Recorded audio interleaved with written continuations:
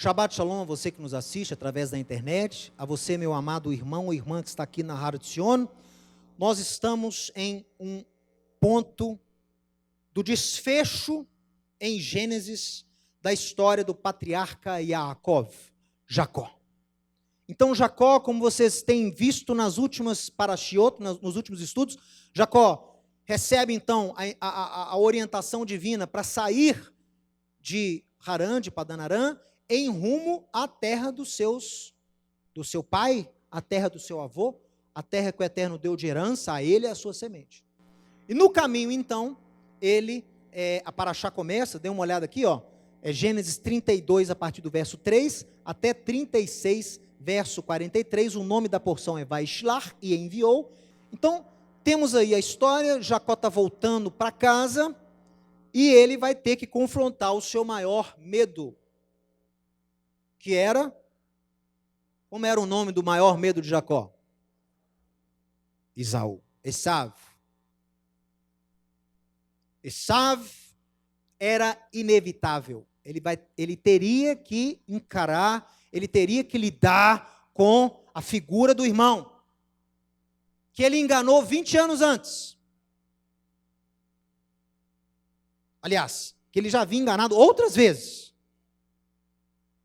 Ele nasce com a mão no calcanhar do irmão. Depois, ele toma o direito de primogenitura do irmão. Depois, ele toma o direito, a bênção de primogênito do irmão. Tinha todos os motivos para Esaú odiá-lo e jurar matá-lo. E ele volta com essa intenção de cumprir o mandamento de Deus, mas temendo muito o que o irmão poderia fazer contra ele.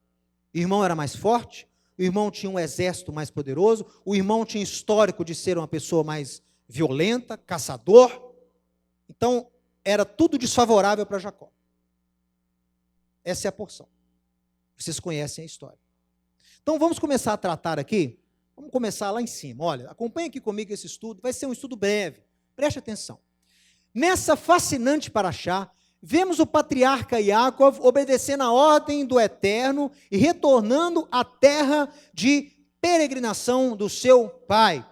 Antes, porém, Jacó luta de madrugada com um homem, que posteriormente é referido por ele como Vi Elohim, face a face, e a minha alma foi salva. Olha só. Então nós vamos ler agora, eu quero que você abra aí a sua Torá, abra em Gênesis capítulo 32,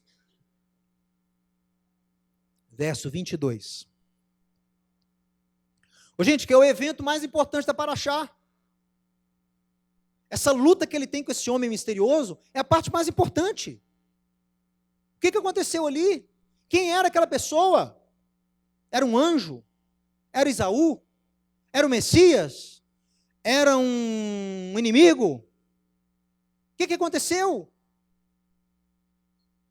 Gente, essa luta muda a história da humanidade.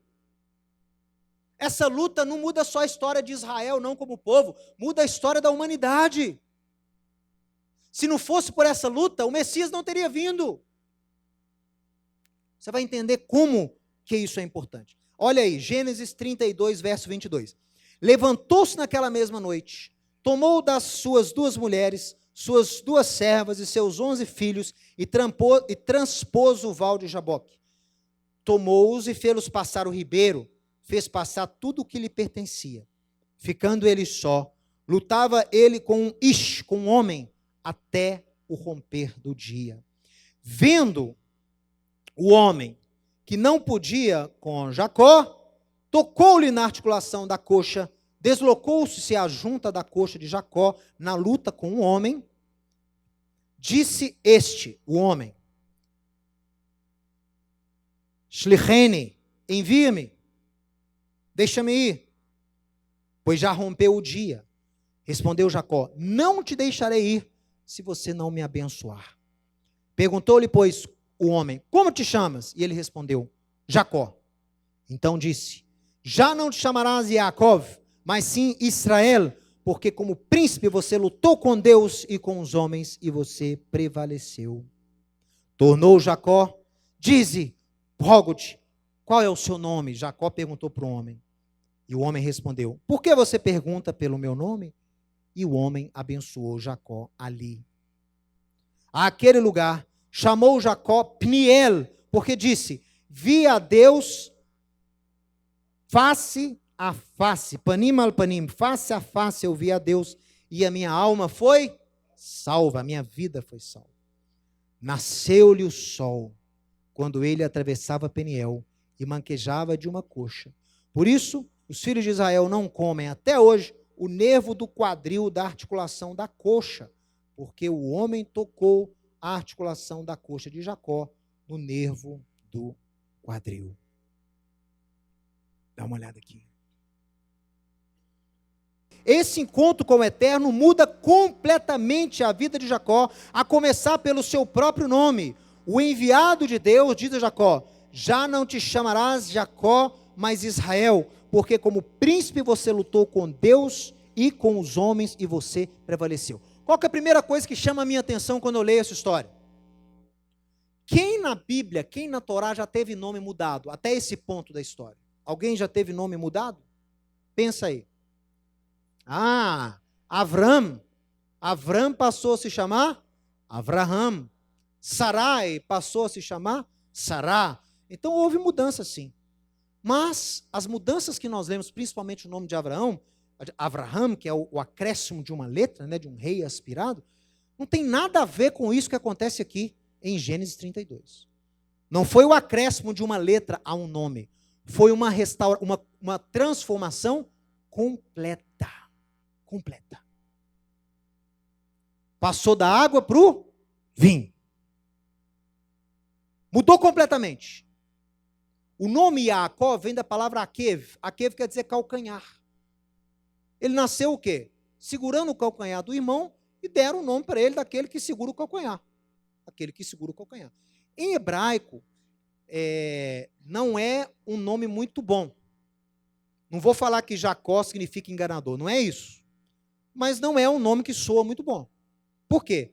Pegar no calcanhar de alguém é um sinônimo de engano. Fazer o outro tropeçar, não é? Se você pega ou toca no calcanhar de alguém, você vai causar um tropeço, vai causar um desequilíbrio. Então, Yaakov nunca foi um nome nunca soou muito bom. E a vida de Jacó reflete exatamente isso, não é? Ele não era nenhum ímpio, né, um homem voltado assim contra Deus, nada disso. Mas foi uma vida sofrida, pessoal. Você chega no final da vida dele, quando ele abençoa Faraó fica impressionado, né, da idade dele. E aí ele fala para Faraó, olha, poucos e maus foram os meus dias. Sofreu muito. Sofria com a ira do irmão. Depois é enviado para morar com o seu tio, um tio de caráter duvidoso. Labão, um homem com o nome Labão não pode ser Labão. Lavã em hebraico, e lá ele enfrenta o quê? Ele enfrenta o engano. O tio tenta enganá-lo de todas as formas, até no matrimônio. Tem pessoas que falam para mim, vocês ficam aí apregoando a lei de Moisés, a lei. Então vamos ter todo mundo 2 esposas, 3 esposas, como teve Jacó. Falou, meu irmão, ele foi enganado. E ele sofreu por isso. Não foi bênção ele ter 2 esposas, não. Foi um peso. Peso porque ele sofreu com isso. Trabalhou 7 anos por Raquel. Na noite de núpcias, vocês conhecem a história, não vou contar de novo. Foi enganado. Aí chega no outro dia, o tio, bem espertamente, diz, olha, tudo bem, trabalha mais 7. Eu te dou a mais velha, porque eu te dou a mais nova, porque na nossa tradição tem que dar a mais velha antes. Que papo furado! O dote estava sendo pago para a mais nova casa. Inventou isso aí teve que pagar 2 dotes. Ele não tinha dinheiro, como é que foi construído o dote? Com trabalho. 7 anos, depois mais 7 anos. E se você lê a Torá, todo esse tempo, o tio que é tentando ganhar as custas do sobrinho, enganava na quantidade, na contagem do rebanho, enganava, mas o Eterno era com Jacó. E ele sofria com saudade dos pais, sofria porque tinha um relacionamento prejudicado aí, conturbado com o próprio irmão. Sofreu, um homem sofrido. Enganou, foi enganado. E Deus fala para ele, volta. E se você ler aqui, não vai dar tempo da gente ler, mas a descrição do retorno dele, ele está temeroso. Ele divide as suas posses em vários grupos. Que ele fala, se o Esaú atacar um primeiro, o outro pode debandar, escapa. Ele faz passar todas as posses dele à frente dele e da família. Ele manda presentes. E ele instrui os mensageiros, olha, quando você chegar com esse presente, Esaú perguntar o que é, você vai falar, são as coisas com as quais Deus abençoou o teu servo. Teu servo para lá, teu servo para cá, teu servo para colar. Medo! E quando ele manda os presentes, um dos mensageiros volta e diz o seguinte, ó, ele está vindo aí também ao seu encontro com 400 homens, armados. Aí Jacó teme. Aí ele entrega a Deus, fala, Senhor Deus. Vamos ler a oração dele? Olha só.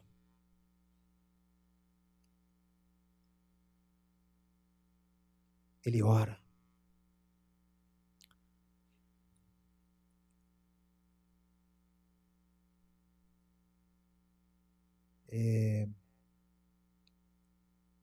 Vou ler para você a oração dele, aqui no 32, verso 9. E orou Jacó, Deus pai de Abraão, Deus de meu pai Abraão, e Deus de meu pai Isaque.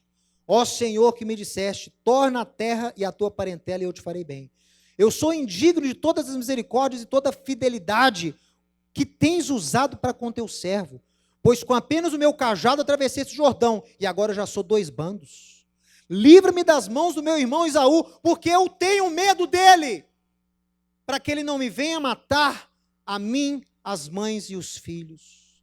O Senhor me disse, certamente te farei e dar-te-ei a descendência como a areia do mar, que pela multidão não se pode contar. Então Jacó ele ora e devolve a Deus, lembra a Deus as promessas que ele recebeu. Ele temia ser morto. E aí há essa luta. Acompanhe aqui comigo. Ele passa, ele chega no ribeiro de Jaboque, manda passar a família com os filhos, ele fica, surge um homem, começa a lutar com ele. Quando o homem viu que é a história, gente, para você visualizar essa luta é o seguinte, é como se ele tivesse tido um encontro com uma pessoa especial. E a pessoa queria sair, ele não deixava. Essa foi a luta. Às vezes você imagina uma luta de soco, chute, pontapé. Não. É um querendo ir embora e o outro não deixando. Jacó não estava querendo deixar aquele homem embora. Porque Jacó viu que o Eterno estava representado ali, de alguma forma. E aí quando o homem via que não podia mais impedir Jacó, e Jacó ficava segurando, o que ele fez? Ele dá um golpe fatal na coxa de Jacó.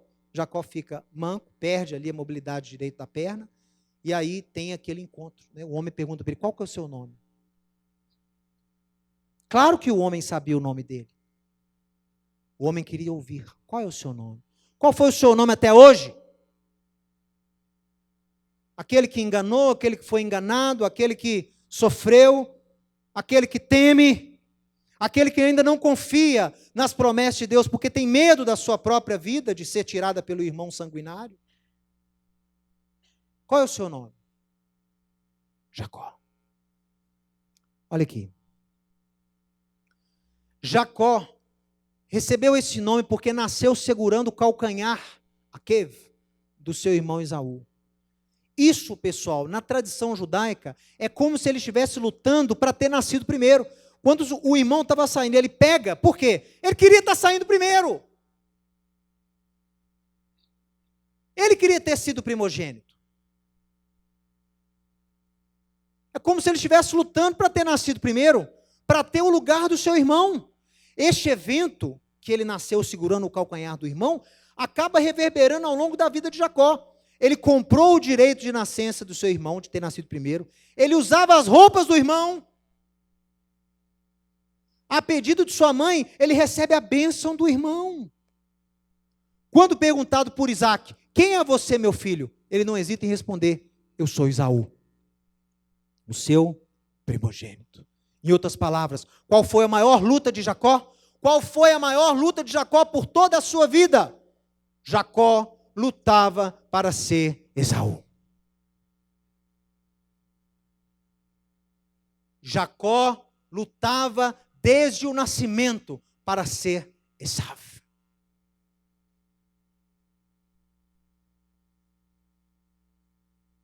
A Torá diz que o pai tinha maior afeição por quem?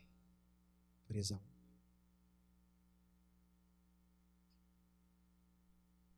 E ele sentia a falta.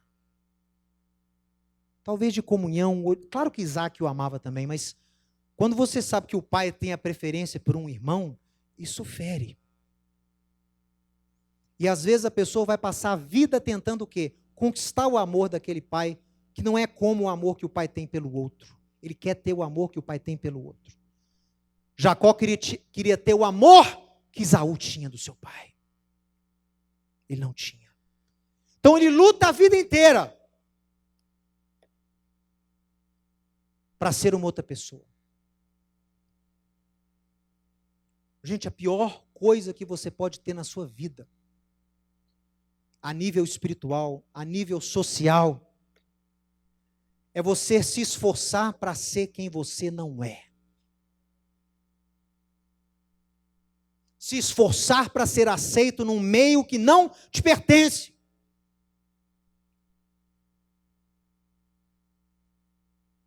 Os rabinos falam que esse fenômeno é visto em Israel. Israel, por várias ocasiões, lutou para ser igual às nações. Até hoje. Até hoje. Aquela luta de ser como o outro. Aquela luta de ser uma nação, de ter um rei como as outras nações têm rei. Tem uma passagem interessante que eu estava lembrando de Ezequiel. Se você puder abrir, deixa eu ver se tem essa menção aqui para eu te mostrar. Ezequiel, no capítulo 20, no verso 32. Olha. Ezequiel 20, 32. Deus falando com Israel. O que vos ocorre à mente, de maneira nenhuma vai acontecer, porque vocês estão dizendo assim. 2 pontos. Seremos como as nações, como as outras gerações da terra, servindo às árvores e às pedras.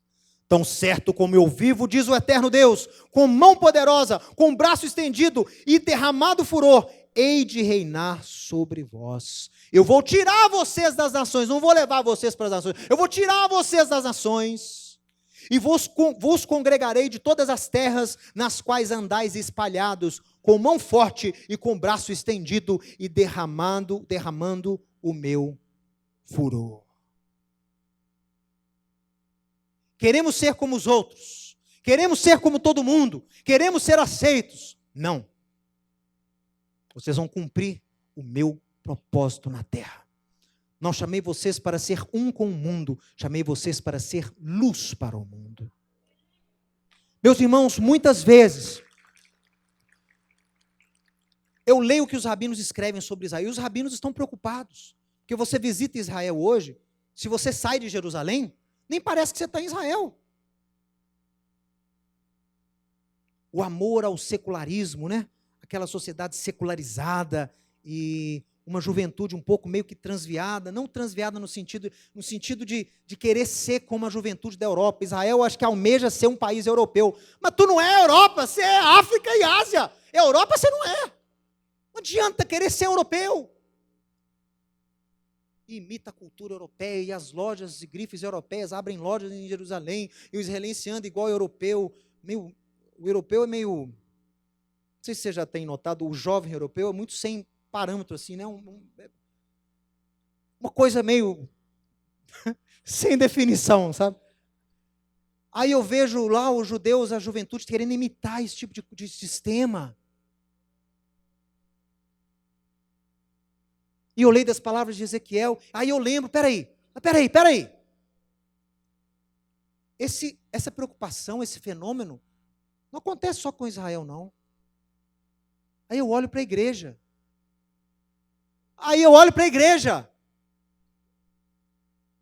Para o servo de Deus dentre as nações, eu olho para a igreja. E eu vejo o mesmo desejo. Uma igreja que tenta se parecer com o mundo, que tenta participar das coisas do mundo, que tenta se integrar ao mundo, que tenta copiar o mundo e justifica-se como sendo estratégias A, B e C.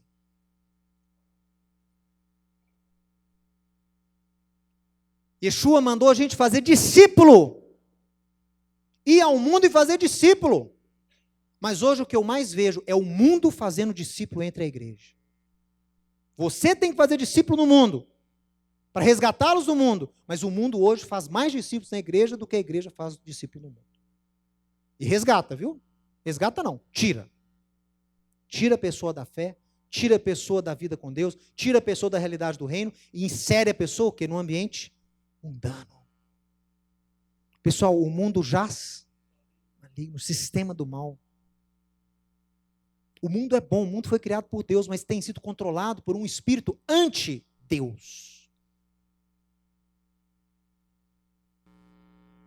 Outro dia passava com meu filho aqui no centro de Belo Horizonte, gente. Essa cidade maravilhosa, que, né, completou aniversário essa semana, 122 anos, né? Abençoada a cidade, né? Deus, olha, gente, cada um que veio para cá, cujos antepassados vieram para cá, foi a propósito divino. Que o seu avô, que o seu bisavô, que você veio para cá. E aí passava eu com meu filho lá, meu filho viu uma construção lá, uma coisa, um prédio, um estabelecimento. Ele falou, não, papai, que boate esquisita. Uma vez eu tinha perguntado o que era boate, nem fala mais boate, não sei se fala isso hoje. Ele ouviu isso lá, falou, pai, o que é boate? Ah, filho, boate é casa de show, casa de, né, de danceteria, né? Na sua época era discoteca, né? Mas hoje não chama mais discoteca, deve chamar danceteria. Tá brincando. Aí o menino perguntou, meu filho perguntou, pai, que é boate? Aí passou em frente um prédio e falou, pai, isso aqui é uma boate? Boate estranha? Ele falou assim. Aí eu olhei. Falou, filho, não é boate não. Isso é uma igreja. Ué, pai, mas... Ah, filho, faz pergunta difícil hoje não, porque hoje eu estou mais calmo, hoje eu estou emanando amor. Eu não quero explicar, não quero entrar em detalhes não. Mas é uma igreja, meu filho.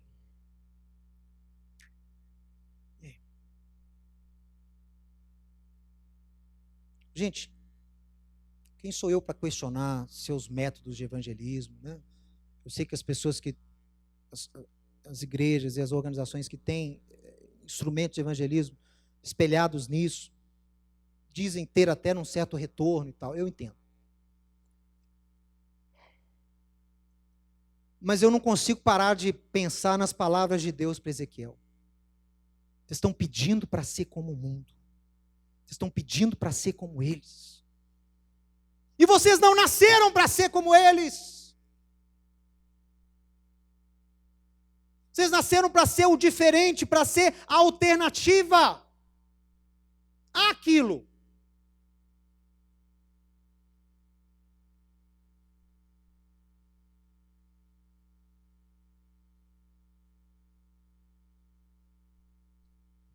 Me lembrei das palavras do profeta. Não podemos querer ser quem não somos. Jacó lutou a vida inteira para ser Esaú. E a vida dele não estava indo muito bem. Precisava de algo. Precisava de uma transformação. A gente vê também o movimento judaico-messiânico. E entre o judaísmo, nos meios judaicos, às vezes eu fico vendo pessoas que se convertem ao judaísmo. Aquela luta, né, de ser quem não é. Como se judeu virasse judeu, ou repetir uma oração e passar pelas águas. Ao invés da pessoa cumprir o que o profeta Isaías anunciou, que as nações no Messias seriam Nilvim, unidas a Israel, o que o camarada faz? Não, ele não quer a obra do Messias, ele não quer ser enxertado, nem quer ser unido, ele quer virar. Aí ele vai, Mityahad. Mityahad é se fingir de judeu. É o mesmo verbo que tem no livro de Esther, que nós vamos estudar terça-feira agora. E muitos dos povos da terra, Mityadim, se fingiram de judeus por temor aos judeus. É a antítese. O propósito divino, unir as nações de Israel. Nilvim, que é o verbo em hebraico. O propósito do inimigo, Mityadim, fingir-se de judeu. Eu vejo também nos meios judaicos, pessoas se convertendo ao judaísmo, querendo fazer parte, né, do povo de Deus, querendo fazer parte da aliança de Abraão, via conversão ao judaísmo. Essas pessoas, conheço algumas, jamais são aceitas como judeus pelos próprios judeus daquela comunidade. Ah, claro que é, nominalmente é, mas no fundo você vai ser sempre o convertido. Sempre. Seu status de segunda classe nunca vai desaparecer. Você pode lutar, você pode falar hebraico, você pode morar em Israel, você pode cantar o Sidur inteiro, nunca você vai deixar de ser um convertido. E seus filhos idem. Mesma coisa. Os filhos passam a mesma perseguição ou a mesma discriminação que os pais sofrem. Vale a pena? Vale a pena ser Jacó a vida inteira? Meio judaico-messiânicos. O sujeito descobre lá as raízes da fé, descobre a Hartzion, descobre o ensinante de Sião, mas não tá suficiente. Ele quer mais. Ele quer mais. Aí muda de nome. O primeiro passo, né? Muda de nome. Ao invés de mudar de caráter, muda de nome. Está errado. Passa uma imagem daquilo que não é. Ele causa escândalo e confusão no meio evangélico, de onde ele vem, que é tudo evangélico, tudo é ex-evangélico. Tudo, todos são ex-evangélicos. Gera confusão lá e gera confusão nos meios judaicos. Quem é esse camarada aí? Qual que é o seu nome? Yehudá ben Levi Hashlishi. Opa, rapaz, Yehudá Levi Hashlishi. Que nome bonito, rapaz. E como é que chama seu pai? Antônio da Silva. Então tem algum problema aí. O que está acontecendo? Por que você está lutando para ser quem você não é? Por quê? Para que fingir ser alguém quando você não precisa de nada disso? Você já está unido a eles. Acompanhe aqui comigo, olha. Na luta com o mensageiro de Deus, Jacó recebe um novo nome, porque ali o seu caráter, diga, caráter, o caráter foi transformado. Ele entende que não havia nascido para ser Esaú, mas sim o filho de Isaque, pela qual as promessas de redenção de Israel e das nações se realizariam. A sua vida não foi salva porque ele desejava ser Esaú. Não foi o desejo de ser Esaú, não foi Esaú, o ser Esaú que salvou a vida dele, mas a vida foi salva porque ele viu o Eterno face a face. A experiência com o Eterno mudou para sempre a vida de Jacó. Ele diz que Sarita, o anjo diz que Sarita im Elohim, im Anashim, vetuhal. Como príncipe, como nobre, você lutou com Deus e com os homens, e Turral, e você permaneceu, você foi hábil. Qual que é o sentido disso? Quando ele teve o encontro com o mensageiro, Ele viu que aquele poderia ser o momento decisivo da sua vida. Ele viu que aquele era o momento para mudar de vida completamente. Ele viu que aquele era o momento de ser liberto dos seus medos. Ele viu que aquele era o momento de ser liberto da falsa identidade que ele almejava. Era ali, era agora ou nunca. Não vou deixar ir enquanto eu não for transformado. Não vou deixar a tua presença sair de perto de mim enquanto o Senhor não me tocar. Não deixe, resista. Ele mudou de nome. Olha, pessoal, o mensageiro muda o nome dele porque atestou. Olha o que diz, vai se chamar Israel, porque você prevaleceu com Deus e com os homens e venceu. Eu não vou deixar passar esse momento. Jacó deve ter pensado, é agora, eu não tenho para onde ir, meu irmão está lá me esperando, ou eu mudo agora, ou eu não vou conseguir cumprir aquilo que a minha mãe recebeu a profecia lá quando eu ainda estava no ventre dela. Eu não sou capaz, eu não consigo sem intervenção divina. Ele ora a Deus, eu não sou digno das misericórdias e da tua fidelidade para comigo até hoje. Não deixou passar a bênção. Segurou.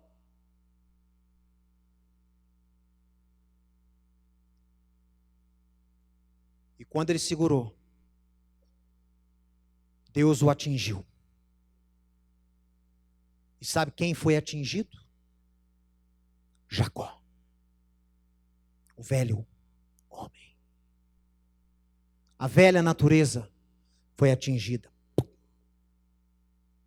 O velho homem de Jacó, o homem Jacó, que sonhava em ser Esaú, foi atingido.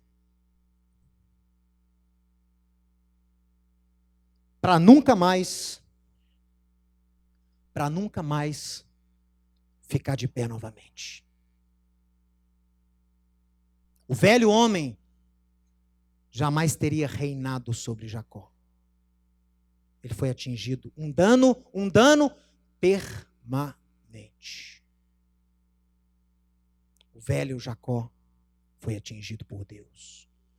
E agora Deus dá para ele uma nova identidade. Deus dá para ele uma nova carteira de identidade, um novo nome. Você vai se chamar Israel. Não queira ser Esaú. Eu tenho algo melhor para você. Você é Israel. Você é o príncipe que resistiu e que segurou a Deus até a bênção chegar. Esse é o significado do nome. Você persistiu, você segurou a Deus até chegar a bênção. Foi o que ele fez lá no Ribeiro de Jaboque. Como príncipe, você lutou com Deus e com os homens e você prevaleceu. O Rabino Jonathan Sacks, eu sempre cito o Rabino Sacks, eu acho ele, apesar não, mas além dele ser um filósofo que eu admiro muito, e eu sempre leio os seus comentários, ele sempre tem umas nuances bem interessantes. Ele escrevendo ele foi o ex-rabino-chefe da Inglaterra, um homem excepcional. Ele não é o rabino-chefe mais, mas ele está vivo, né? Escreve e tem um trabalho muito bom. E o Rabino Sacks escreve sobre esse evento o seguinte, sobre a luta de Jacó com o anjo. Ele escreve, como então devemos entender o que Deus disse a Jacó? Essa frase, né? Como príncipe você lutou com Deus e prevaleceu. Como devemos entender o que Deus disse a Jacó?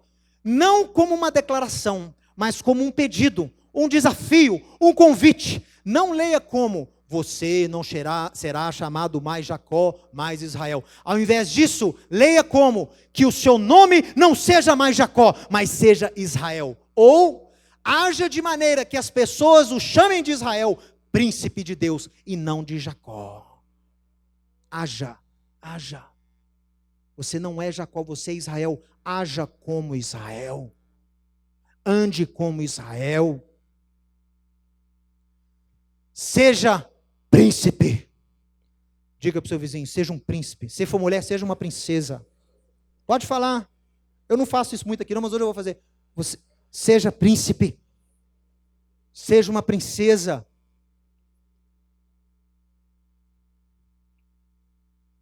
Seja realeza. Você é embaixador do reino de Deus na terra. Você foi enxertado em uma nação de sacerdotes. você foi enxertado a um reino santo. Você é realeza. Não falo para inchar o seu ego, falo para que você ande de acordo com essa vocação. É muito fácil se vestir de rei, o difícil é ser rei.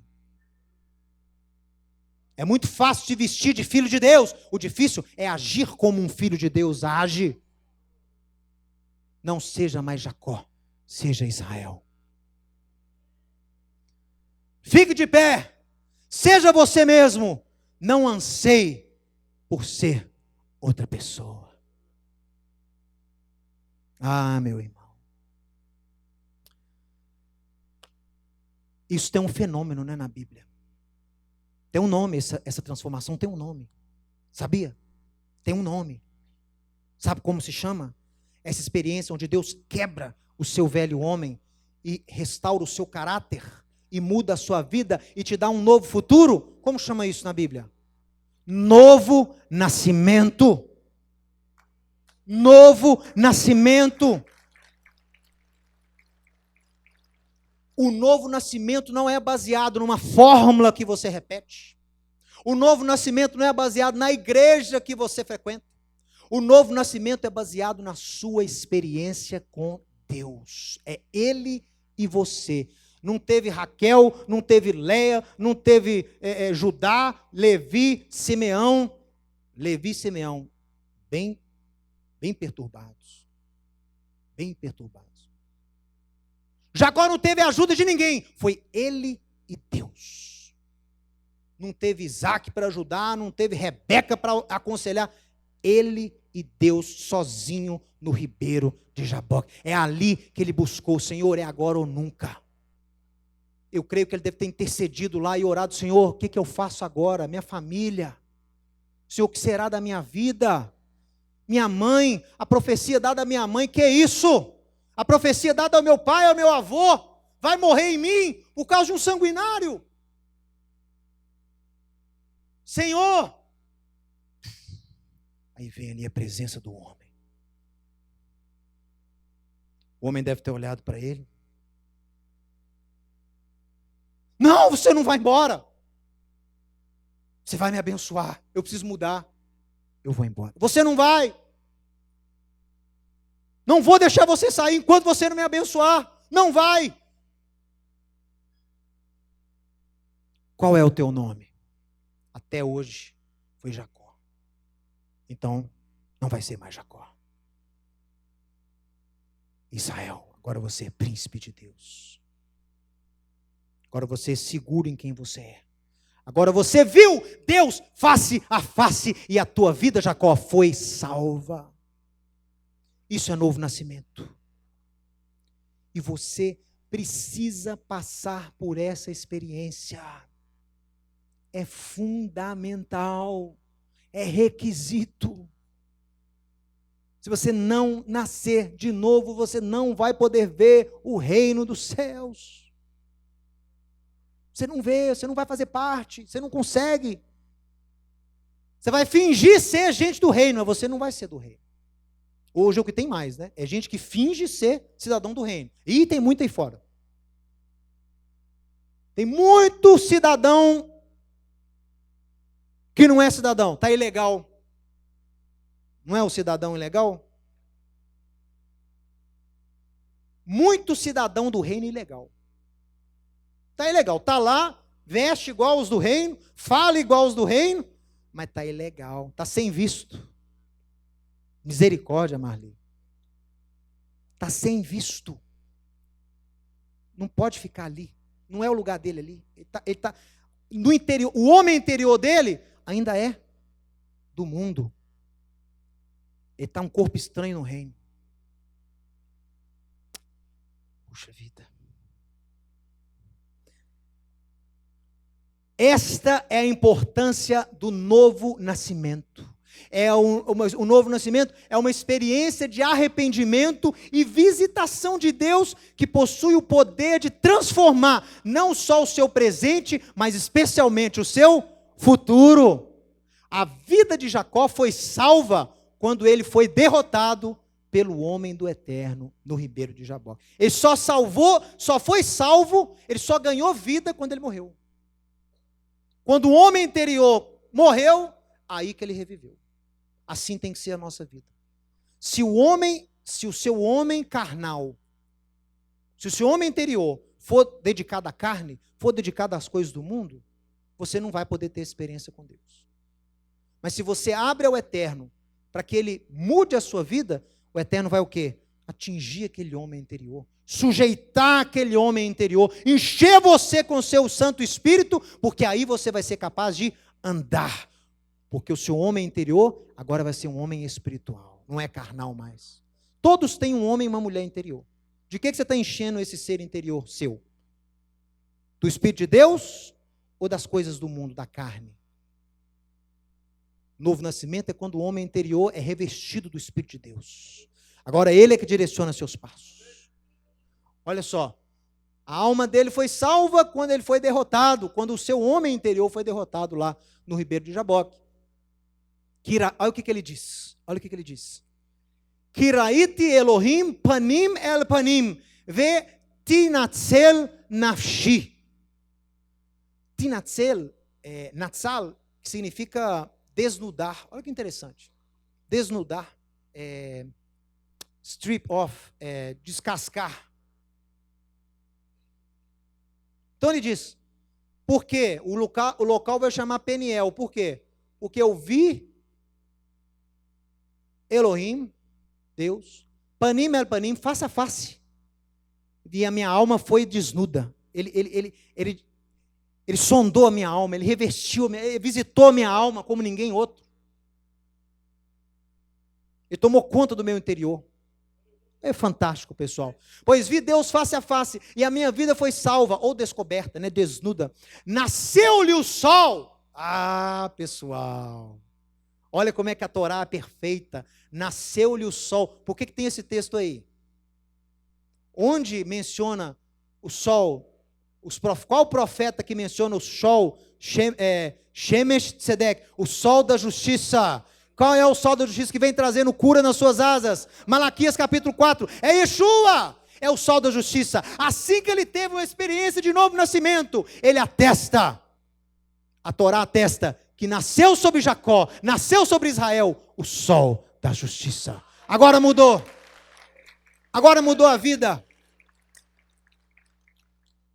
Como se você estivesse lá escravizado pelo seu homem interior, pelo seu velho homem, aliás, escravizado pelo velho homem, sujeitando às coisas do mundo, fingindo, tentando ser gente que você não é. E aí você tem aquele encontro, você se arrepende, você tem aquele encontro com Deus, você convida o Eterno para atingir o seu velho homem, deixar ele manco para ele nunca mais levantar. Está entendendo? Seu velho homem nunca mais pode levantar. Sabe por que ele não pode levantar? Porque você conhece a luz, você conhece a verdade, você conhece os dons do mundo vindouro, você provou deles. E se você deixar o seu homem velho, o seu velho homem, levantar de novo e tomar conta da sua vida, talvez você não consiga mais resisti-lo ou dominá-lo. Cuidado, cuidado. Faça questão desse golpe ser um golpe bem dado, para que esse velho homem nunca mais se erga e tome conta da sua vida. Para que aí vai nascer sobre você o sol da justiça. Sua vida estava parecendo aqueles desenhos animados que a nuvem negra com chuva vai seguindo o camaradinha. Ele vai andando e está a nuvem perseguindo. Tudo dá errado. Na vida a gente tem isso mesmo, né? Nossa vida são altos e baixos, tendendo para cima, mas todo mundo não tem bonança o tempo todo. A gente passa por tribulação. No mundo tereis aflição, tem aflição mesmo. Agora, o sujeito que vive em aflição tem alguma coisa errada. Aqui, ó, viver em aflição, viver no deserto. O deserto foi feito para ser atravessado. Você está vivendo lá, tem anos, décadas, tem alguma coisa errada. É hora de estar precisando nascer sobre a sua vida o sol da justiça. O sol da justiça. Está precisando de ter uma experiência verdadeira com Deus. Por isso que eu digo, para a gente encerrar, por isso que eu digo, eu não estou aqui, eu sou uma casa judaica, eu sou judeu, eu tenho muito orgulho da minha tradição, da minha ancestralidade. Tenho orgulho e sou grato a Deus, tenho gratidão a Deus pelo trabalho que eu faço aqui. Tenho gratidão a Deus pela Har Tzion, uma casa judaica, graças a Deus, referência hoje no Brasil e no mundo de judeus discípulos de Yeshua. Isso tudo alegra o meu coração. Mas eu não estou aqui, eu não estou dedicando a minha vida, eu não viajo, eu não ministro, eu não escrevo para apregoar as pessoas judaísmo, para apregoar as pessoas uma religião. Eu não estou interessado em religião, não é o que eu apregoo para você. Eu estou interessado em que você tenha uma experiência verdadeira com Deus, que você se relacione com Ele, que você o conheça como Jacó, face a face. Eu conheço a Deus pelo meu pai. Meu pai é pastor, eu fui criado na igreja. Eu conheço a Deus pelo meu avô. Eu conheço a Deus pelo meu rabino, pelo meu pastor. Conheça você a Deus face a face. Você tem essa experiência verdadeira. Abra o seu coração a Ele. O Eterno ouve o nosso clamor. E Yeshua está prontinho para fazer morada em você com o Pai. Basta você abrir. E você tem que ser meio igual o Jacó, tem que ser meio persistente. Você está muito tranquilo. Você está muito pacato. Está muito manso. Tem que ser menos Moisés e mais Jacó aí. Às vezes tem que ser. Para mudar de vida, você não pode ser muito pacato, não. Você tem que, é minha ambição, é meu objetivo. E aí vem o evento, vem a bênção, e você deixa passar. Vem a visitação, você deixa passar. O Eterno vem, te enche, te capacita, te revela. No outro dia você já está nos mesmos pecados que você cometia hoje. Deixou passar a bênção. Não foi igual, não persistiu. Eu não vou voltar a fazer isso. Não vou. O velho homem está manco, ele não vai mais erguer, ele não vai mais ficar de pé. Custe o que custar, ele não vai. Isso é que Paulo chama de mortificar a carne. Olha aí, O homem velho, ele fica lá. Ele existe ainda? Existe. Ele está dentro de você? Está. Olha como que ele está lá dentro. Aí você começa a massagear a coxinha dele. Você começa a ver o que não pode. Você começa a deixar entrar na sua alma coisa que não agrada ao Eterno. E começa a gerar o quê? Proteína e vitamina para o velho homem. Ó ele levantando. Ó. Levantou. Aí quando ele levanta, o que ele faz? Ele pega o homem espiritual pelo calcanhar e puxa. Você alimentou. Deus o feriu. Você o ressuscitou. É possível? É. Uma vez salvo, sempre salvo. Onde está escrito isso? Só me fala, qual que é a base bíblica para isso? É sua obrigação manter esse velho homem dominado. Deus fala para Caim: se você agir certo, você não vai ser bem-sucedido? Agora, se você agir mal, eis que o pecado jaz à porta. O seu desejo será contra ti, mas cabe a ti.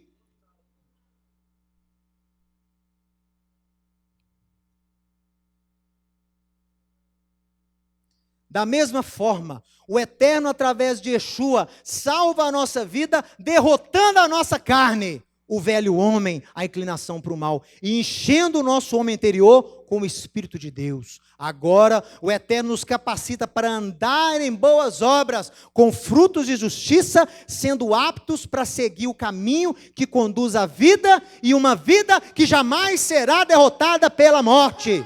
Essa é a vida que eu quero que você tenha. A vida de quem nasce de novo, não acaba no cemitério, não acaba no túmulo.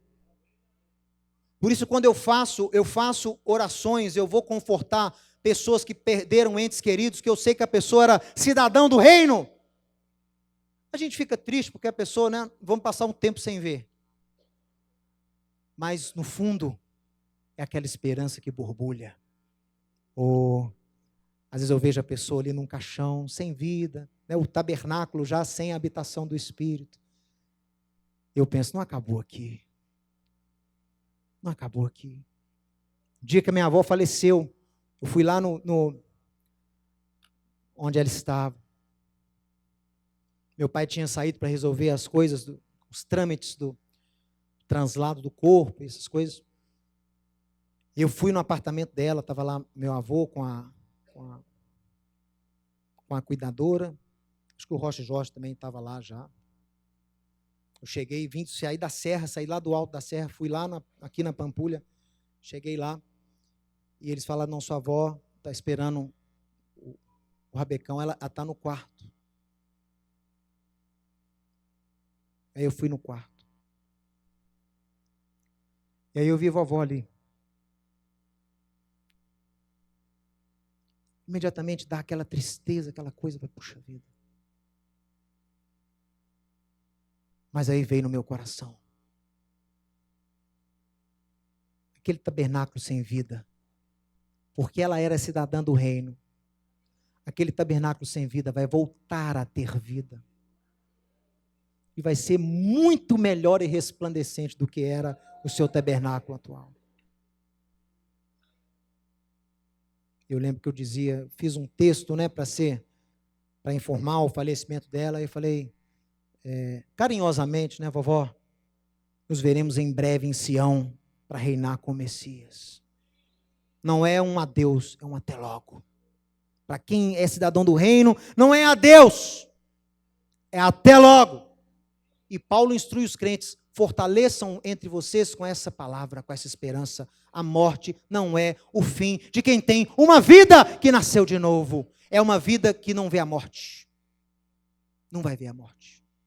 Porque as portas do inferno não vão segurar quando você ressuscitar. Inferno quer dizer local dos mortos. O local dos mortos não vai segurar quando você ressuscitar. Por isso que as portas do Hades não permanecem contra os membros do reino de Deus. Amém, pessoal? E agora, para encerrar, eu quero falar com você o seguinte. Quando você nasce de novo, você tem acesso a quem você realmente é. Diga amém. Quem realmente foi criado para ser o quê? Representantes de Deus na terra, criado para resplandecer a glória de Deus através da sua vida. Você é um cidadão do reino. Temos agora a referência de justiça, a Torá, temos a referência daquilo que agrada o nosso Criador. Agora você pode ser agente da restauração dos homens e do mundo, através da justiça que procede do reino de Deus, a justiça que você vai andar nela. E o apóstolo Paulo escreve lá aos Éfesos, em Efésios capítulo 4, a partir do verso 17, ele diz assim, isso, portanto, digo no Senhor e testifico que vocês não andem mais segundo os gentios. Não existe gentio no reino de Deus. Você era gentio. Agora passei para judeu. Não, você também não é judeu. Você agora é cidadão do reino. Você não é mais estrangeiro, não é mais gentio. E Paulo está falando, não andem mais como andem os gentios. No verso 1 do capítulo 4, ele fala, rogo-vos, irmãos, que vocês andem de modo digno da vocação a qual vocês foram chamados. Andar de acordo com a vocação. Eu sou filho de Deus, eu sou cidadão do reino. Ande conforme um cidadão do reino. Não queira imitar o mundo, influencie o mundo. Você tem que influenciar o mundo e não o contrário. O mundo tem que te copiar e não o contrário.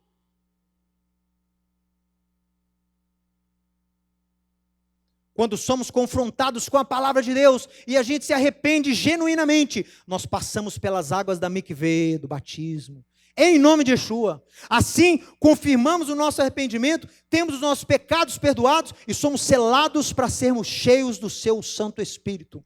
Agora, nós podemos andar nas pegadas de Abraão, em boas obras e em novidades de vida, sendo quem o Eterno nos chamou para ser.